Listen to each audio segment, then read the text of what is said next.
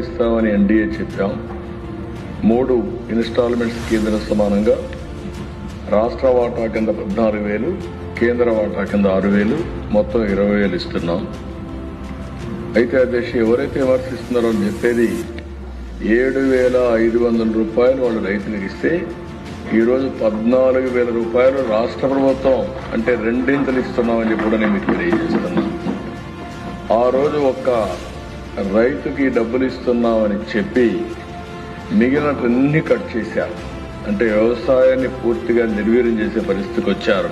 ఈరోజు మనం నిన్న కూడా మినిస్టర్ గారు వీళ్ళందరూ మాట్లాడడం మీరు చూశారు. 47 లక్షల మందికి ఇన్పుట్ సబ్సిడీ 310 కోట్లు ఇచ్చాం. ధాన్యం కొనుగోలు దిశ రికార్డు స్థాయిలో 24 గంటల్లో వాళ్ళ అకౌంట్లో వేసాం. 10,876 ఇది కాకుండా దిశ మీరు ఒకసారి చూస్తే 1,670 కోట్ల రూపాయలు బకాయిలు పెట్టిపోతే ఆ బకాయిలు కూడా చెల్లించే పరిస్థితికి వచ్చాం.